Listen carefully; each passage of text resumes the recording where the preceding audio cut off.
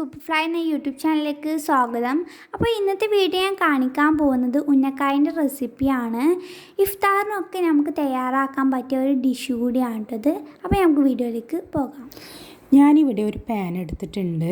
ഇതിലേക്ക് 2 ടീസ്പൂൺ നെയ്യ് ഒഴിച്ചു കൊടുക്കുകയാണ്. ഇനി ഇതിൽ കുറച്ച് അണ്ടിപ്പരിപ്പ് ഇട്ടൊന്ന് വറുത്തെടുക്കണം. ശേഷം കുറച്ച് കിസ്മിസ് കൂടിയിട്ട് നന്നായൊന്ന് വറുത്തെടുക്കണം.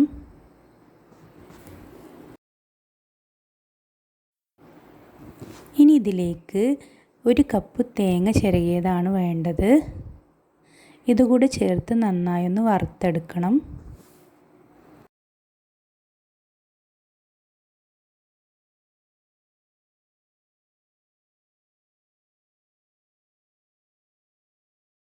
ഇപ്പോൾ ഇത് നന്നായൊന്ന് വറുത്തെടുത്തിട്ടുണ്ട്. നമുക്കിതിലേക്ക് ആവശ്യത്തിന് പഞ്ചസാര കൂടി ചേർത്ത് ഒന്ന് ഇളക്കി കൊടുക്കാം.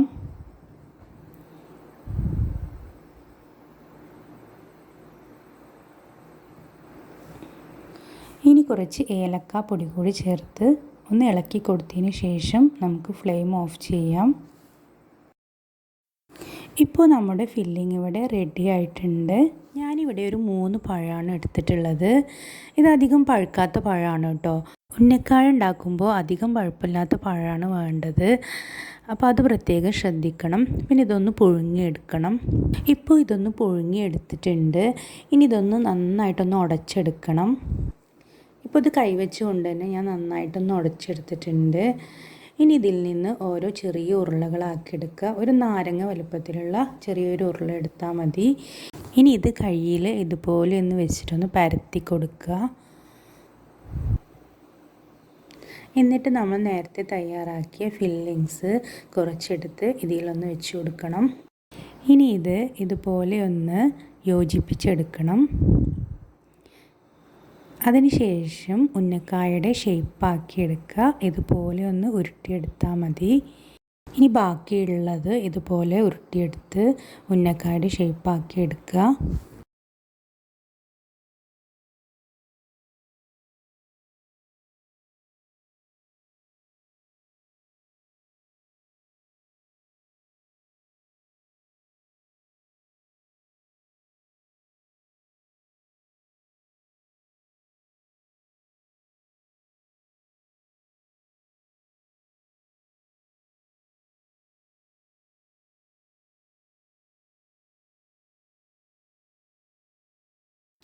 അപ്പോൾ നമ്മുടെ ഉന്നക്കായകളൊക്കെ ഇവിടെ റെഡി ആയിട്ടുണ്ട്.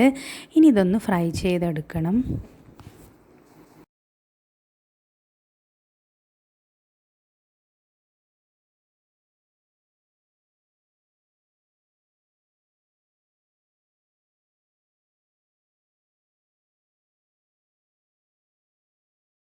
അപ്പോൾ ഇത് ബ്രൗൺ കളറായിട്ടുണ്ട്.